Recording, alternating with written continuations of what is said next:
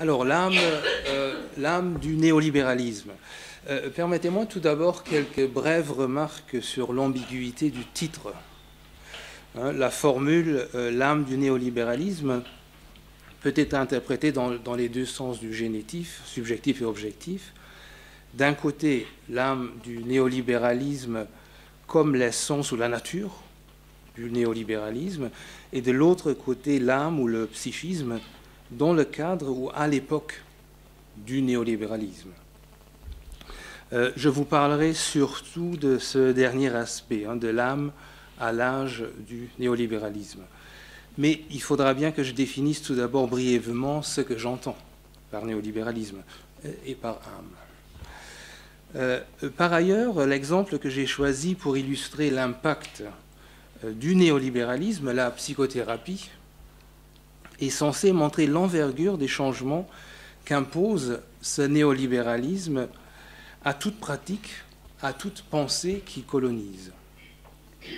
Et si j'ai choisi le terme d'âme plutôt que celui de psychisme, c'était pour indiquer que la question ne concerne pas seulement cet objet scientifique qu'on pourrait appeler le psychisme, mais quelque chose de plus vaste et qui ne s'exprime que difficilement par une formule, disant la manière d'être un être humain ou d'être au monde, comme le disait quelqu'un. C'est peut-être aussi ce qu'envisageait Madame Thatcher quand elle affirmait que l'économie n'était que la méthode et que l'objet était de changer l'âme. Voilà l'un des traits de similarité, d'ailleurs, qui rapproche le néolibéralisme de certaines formes de totalitarisme. Bien évidemment, le capitalisme a toujours eu des effets sur l'âme, dans ce sens-là. Ce qui change avec le néolibéralisme, et c'est là l'hypothèse dont j'aimerais vous parler ce soir, c'est l'activité systématique, intentionnelle et calculée de cet effet. Et parmi ces interventions systématiques, il y a justement la psychothérapie, ou ce qu'il en reste aujourd'hui, c'est-à-dire le coaching et les stratégies d'intervention psychologique. Donc, après un petit tour du côté du néolibéralisme, j'aimerais donc vous parler de l'âme, et puis de cette intervention spécifique sur l'âme qu'on appelle la psychothérapie scientifique, entre guillemets. Alors, le terme de néolibéralisme semble entre-temps avoir acquis des significations aussi diverses que floues. Parfois, il ne semble guère signifier plus que le mal incarné ou le diable. Je ne m'essaierai donc pas à définir une quelconque essence du néolibéralisme. Je me limiterai plus humblement à en isoler certains traits qui me seront utiles dans la suite, pour l'illustration des changements dont j'aimerais vous parler. Le terme de néolibéralisme suppose bien évidemment qu'il y a un ancien libéralisme, ou un libéralisme classique ou traditionnel, si vous voulez, dépassé ou supplanté par le nouveau libéralisme. Et ce libéralisme traditionnel contient une promesse. Il revendique des valeurs éthiques, des perspectives politiques et des conceptions du droit, il faut dire, tout à fait séduisantes. Sans entrer dans les détails des différentes conceptions du libéralisme, je me limiterai à n'en mentionner que deux dénominateurs communs, qui sont la liberté et l'égalité. Dans ce sens, est libéral, dans ce sens-là, est libéral celui qui défend la liberté. Les questions intéressantes seront alors la liberté de qui? La liberté de ou à quoi? C'est la distinction très discutée entre la liberté négative, la liberté des contraintes et des coercitions imposées par d'autres, et la liberté positive, la liberté d'un individu, d'une communauté de s'autodéterminer, de mettre en œuvre ou d'exercer son autonomie. Ce serait la liberté positive. Disons que, pour avancer rapidement, que la conception du libéralisme des Lumières chez Rousseau, Locke et Kant suppose que l'homme est originellement et fondamentalement libre. Alors évidemment pas de fait, parce que, Comme l'écrit Rousseau, l'homme est né libre et partout il est dans les fers. Pas de fait, mais de droit. L'homme est libre de droit pour le libéralisme traditionnel. Et l'une des conséquences intéressantes de ce principe de droit est que ce sera désormais toute entrave à cette liberté qui devra être justifiée et légitimée. En conséquence, ce libéralisme n'est pas compatible avec n'importe quel ordre social, avec n'importe quelle règle de droit ou pourquoi pas n'importe quel système économique. Pour être libéraux, ceux-ci doivent justifier le bien fondé de leurs principes par rapport à la liberté et par rapport à l'égalité. Qu'en est-il alors du néolibéralisme et quel rapport y a-t-il entre le libéralisme traditionnel, disons, et le néolibéralisme? Eh bien, paradoxalement, comme nous le constatons au plus quotidien, le nouveau libéralisme ne travaille ni à l'extension, ni même à la sauvegarde des libertés politiques et civiles, ni encore moins à la défense de l'égalité, bien au contraire. Le principe de concurrence, qui représente l'une des idées de base de la pensée néolibérale, n'est rien d'autre que la mise en pratique du principe d'inégalité. De même, si nous nous tournons vers une première expérimentation à large échelle de mise en place des principes du néolibéralisme, je pense au miracle chilien, d'après l'expression de Friedman, nous voyons que le néolibéralisme s'accommode fort bien d'un régime dictatorial et d'une attitude fort libérale, disons, face aux droits de l'homme. Assassinat politique, emprisonnement arbitraire, torture, rien de mieux, s'il faut en croire certains économistes, pour assurer la liberté et l'égalité. Alors, dans la représentation idéale publicitaire du néolibéralisme, et je cite encore Friedman, le marché est la condition nécessaire, mais pas suffisante, pour assurer la liberté de l'individu, ou la liberté de ces groupes d'individus que sont les entreprises. Aux yeux du néolibéral, seul le marché libre peut disperser la concentration du pouvoir de l'État, comme monopole de toutes les coercitions et donc comme monopole de tous les maux. MAUX. Il ne s'agit pourtant pas pour le marché de se substituer tel quel à cet État. Comme le marché n'est jamais parfait, il faut une instance qui fixe les règles du jeu du marché et qui intervienne comme arbitre, c'est-à-dire l'État néolibéral. Ainsi, le néolibéralisme se fait fort, en toute apparence, de proposer une solution économique aux grands désastres politiques et militaires du siècle. En fait, il promeut l'économie au rang d'une science universelle et lui accorde le pouvoir merveilleux de remède à tous les maux. Même s'il y a quelques petites entraves à l'idée de démocratie à court terme, cette dernière en ressortira d'autant plus forte et glorieuse après les phases de transition. Encore un effort si vous voulez être démocrate. Dans sa brève histoire du néolibéralisme, David Harvey fournit une définition compacte de ce néolibéralisme dont je retiendrai 3 points. Premier point, sur le plan économique, le néolibéralisme se nourrit de la conviction que le bien-être humain ne peut être réalisé que par le moyen de la liberté entrepreneuriale de l'individu, encouragé à développer son expertise et ses talents monnayables au maximum. Sur le plan politique, deuxième point, l'État néolibéral doit veiller à mettre en place les conditions de ce développement économique et personnel en assurant des marchés et des échanges libres et surtout, en cas de non-existence de ces marchés, de les créer partout où ils n'existent pas encore, c'est-à-dire dans l'éducation, dans la politique familiale, dans la santé publique, dans la sécurité sociale, dans la politique environnementale. Troisième point, il y a un plan moral. Le néolibéralisme propage une éthique, si vous voulez mettre des guillemets, allez-y, qui prône la logique et la valeur du marché comme étant capable d'agir comme guide de toute action humaine. et de se substituer à toutes les croyances éthiques précédentes. Donc voilà ce que je retiendrai rapidement de ce néolibéralisme. En résumé, le néolibéralisme a donc moins à voir avec le libéralisme politique classique qu'avec l'esprit du capitalisme, qu'avec la logique de la concurrence poussée à son comble et systématiquement étendue à tous les domaines du monde humain et non humain. Loin d'un présupposé laisser-faire, ce néolibéralisme requiert donc une vigilance, une activité et une intervention permanente. L'âme. Alors, vous n'attendrez pas de moi que je vous définisse ce que c'est que cette âme.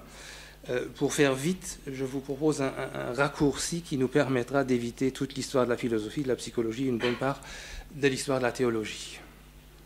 J'avance rapidement vers 1845 pour parler de la 6e thèse sur Feuerbach de Marx, que je vous cite. « L'essence humaine n'est pas une abstraction inhérente à l'individu pris à part. Dans sa réalité, c'est l'ensemble des rapports sociaux. » Donc l'essence humaine, c'est l'ensemble des rapports sociaux. D'une part, l'idée de Marx remet en question l'ensemble de ce que sera la psychologie dite scientifique avant même sa naissance, en 1879. Car cette psychologie partira de la conviction de l'être humain comme étant une sorte d'objet naturel, parmi d'autres, obéissant à des lois naturelles inaltérables. Il est possible de lire la thèse de Marx dans un sens radicalement opposé à cette approche naturaliste. Il serait possible de la lire de la manière à ce que l'homme ne serait plus que l'effet de l'ensemble des rapports sociaux, et rien d'autre. Je pense d'ailleurs que ça ne serait pas rendre justice à Marx sur ce point. La question intéressante sera plutôt celle de l'articulation, de l'action réciproque ou de la médiation, voire de la dialectique des deux pôles, social, culturel d'un côté, disons naturel, faute de mieux, de l'autre. On ne tentera pas de résoudre ces questions ce soir. Accordez-moi juste quelques brèves réflexions en rapport avec la question du néolibéralisme et de la psychothérapie. Si l'âme n'est pas une abstraction inhérente à l'individu, mais si elle est très largement, mais pas exclusivement, déterminée par les rapports sociaux, c'est donc par le biais de la socialisation que le néolibéralisme peut déterminer l'âme. Selon diverses manières, selon des modalités bien différentes, avec des intensités et des durées diverses, l'hégémonie néolibérale passe par les canaux institutionnels habituels, la famille, comme agence de la société et de son mode de production prépondérant, l'école, les loisirs, le sport professionnel comme modèle de la performance efficiente, le monde du travail, les médias, les institutions politiques, législatives et juridiques. En même temps, je pense qu'il faudrait donc se garder d'absolutiser cette perspective. Si l'âme ou si l'homme n'était que ça, si en d'autres termes l'âme se limitait à n'être qu'un simple effet, plus ou moins passif, plus ou moins mécanique et prévisible des rapports sociaux, il n'y aurait aucun écart possible, aucune place pour un quelconque dysfonctionnement de type révolutionnaire ou contestataire. Si l'on conçoit la détermination sociale comme étant absolue, la contestation politique en deviendrait impossible. Or, elle existe, même dans les régimes les plus répressifs. Il y a un autre phénomène intéressant, enfin, à mes yeux, vous me direz ce que vous en pensez, qui résiste à cette médiation absolue, c'est le symptôme psychique. Si la médiation sociale, si la socialisation étaient les seuls facteurs de production de la subjectivité, il ne pourrait y avoir de symptômes. Car dans le symptôme se manifeste justement quelque chose qui résiste, au sens freudien du terme et au sens politique du terme, qui résiste à l'intégration complète. Et sur ce point, j'aimerais me rallier à Adorno, avec l'idée que dans le symptôme se manifeste quelque chose qui n'a pas été ou pas encore été récupéré, quelque chose qui n'a pas été intégré à l'hégémonie régnante, soit quelque chose qui reste hétérogène par rapport à l'ensemble des rapports sociaux. C'est la raison pour laquelle le symptôme de l'individu peut opérer comme une loupe ou comme un microscope des conflits sociaux. Mais pour voir les symptômes, pour voir les conflits psychiques de cette manière, il faut évidemment se garder de les banaliser en simple maladie mentale, ou ce qu'on appelle la maladie mentale, ou en psychopathologie. Et sur ce point aussi, je me situerai en opposition aux démarches naturalistes objectivantes, soi-disant scientifiques. Voilà, j'en viens donc à la psychothérapie et à la métamorphose de la psychothérapie en régime de néolibéralisme. Avec ce qui précède, je pense que vous pressentez bien le lien intime qui existe entre les différentes conceptions du sujet, de l'être humain, entre les différents positionnements politiques et ce qu'il en sera de la manière de former, de gouverner, de gérer et surtout de guérir les personnes dites malades. Ce que je veux dire, c'est que la psychothérapie, au même titre que l'éducation et l'enseignement, que les techniques de gouvernement et de gestion, est une pratique politique. Et je rajouterai dans la même veine, c'est ce que va toujours masquer ou mystifier le qualificatif de scientifique dans ce domaine. Admettons donc que le symptôme, c'est ce qui ne fonctionne pas. Comment abordait-on ce symptôme avant, disons lors de l'époque de la psychanalyse, prenant sa fin dans les années 1980, l'époque, pas la psychanalyse, hein. Et comment aborde-t-on ce symptôme depuis, en accord avec l'hégémonie néolibérale? Alors avant, il était admis, non sans contestation, jusque dans les années 1970, que la psychothérapie repose sur un certain nombre de spécificités qui, comme telles, la distinguaient aussi du rapport proprement médical, du rapport entre un médecin et son patient. Ces spécificités ne sont pas nécessairement absolues, mais il y a tout de même des accentuations qui mettent certains facteurs sur l'avant-plan du travail psychothérapeutique. Il était donc admis que la psychothérapie reposait sur le travail commun de deux personnes singulières.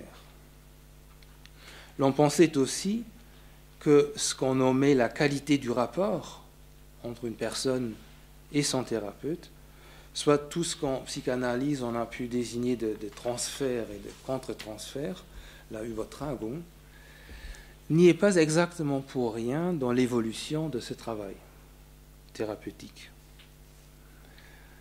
De ces deux assumptions, il s'ensuit qu'il n'y a pas deux psychothérapies qui se ressemblent.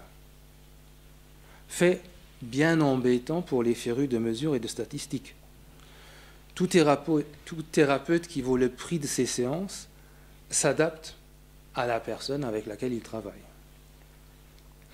Il était admis aussi à cette époque que la personne qui venait voir un thérapeute ne souffrait pas seulement d'un symptôme isolable, classifiable, objet d'une nomenclature conventionnelle et conventionnée.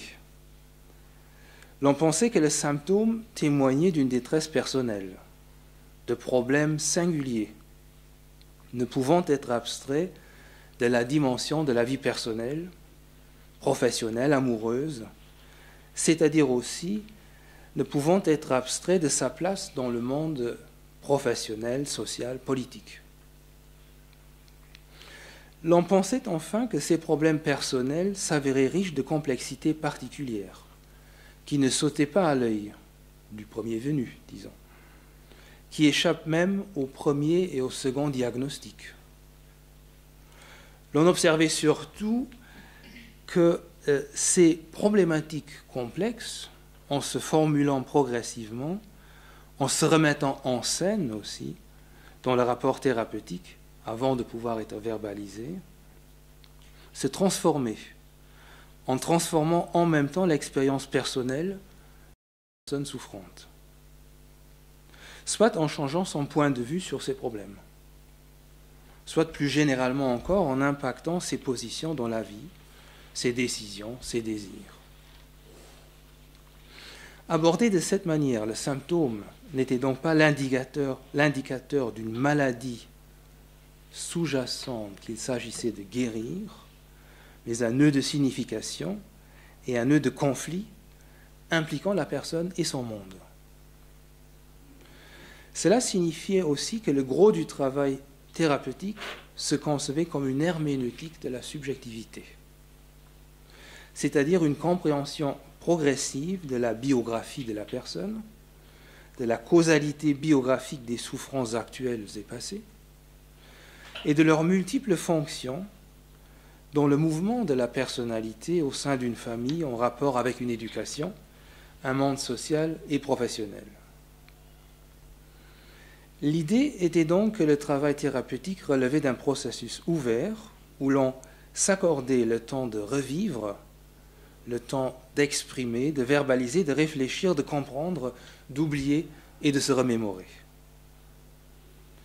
C'est-à-dire ce type de processus où il n'y a pas simplement et seulement une accumulation linéaire d'informations ou de savoirs, où il n'y a pas une série d'étapes ou de buts à atteindre pour surmonter, voire supprimer un symptôme, mais un processus où chaque nouvelle interprétation peut apporter un changement de perspective qui remet en question les interprétations précédentes et contribue à l'élaboration d'éclairages nouveaux. Vient le néolibéralisme. Qu'est-ce qui va changer? Eh bien, beaucoup. Alors, une fois que la pensée économique passe par là, il se passe ce qui se passe toujours quand elle passe par là, c'est-à-dire quand la logique du marché s'applique à des domaines, des activités, des pensées qui opèrent selon une logique différente, avec des concepts et des finalités différentes, il arrive justement que ces dernières soient mises au pas. Les concepts économiques s'imposent alors comme critère d'évaluation, comme mode de légitimation et comme norme de bonne pratique. Pour les psychothérapies, comme pour toutes les autres activités humaines et sociales qui y passent, et il y en a beaucoup, la médecine, la pédagogie, le journalisme, la politique, et ainsi de suite, la question principale deviendra celle du rendement, et mieux encore du rendement quantifié. Et il ne s'agira pas simplement de penser que les psychothérapies doivent désormais attester d'une efficacité, comme on le dit parfois. Elles doivent être efficaces d'une certaine manière. Elles doivent attester d'une efficacité bien spécifique. Autrement dit, il ne suffit pas qu'il y ait des résultats tout court, des changements, d'éventuelles améliorations subjectivement ressenties. Il faudra qu'il y ait certains résultats très spécifiques et clairement prédéterminés. Une petite parenthèse pour souligner l'importance du concept de sujet dans ce contexte. Le sujet du néolibéralisme, c'est bien évidemment le capital humain, c'est-à-dire tout ce qui, chez l'être humain, est susceptible d'un retour sur investissement. Sa force de travail, certes, mais aussi sa formation, ses talents, ses compétences, son expérience, son intelligence émotionnelle, et bien évidemment sa santé physique et psychique. Tout cela est monnayable. Donc intéressant. On devinera facilement dans quel sens ira aussi la redéfinition du normal et du pathologique dans le cadre du néolibéralisme. Et sain et normal, ce qui permet d'augmenter la productivité, ce qui permet de maximiser le retour sur investissement, et pathologique, tout ce qui s'y oppose. Ce n'est pas un hasard qu'on parle de troubles et de dysfonctions, j'y reviendrai, en termes de symptômes. Dans cette vision des choses,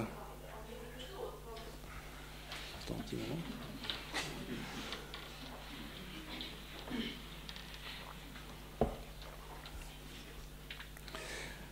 Alors, dans cette vision des choses,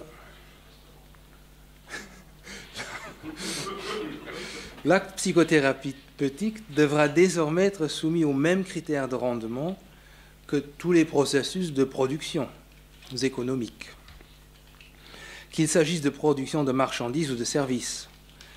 La légitimité de l'acte tient dans son efficience chiffrable et chiffrée dans le cadre de calculs coût-rendement.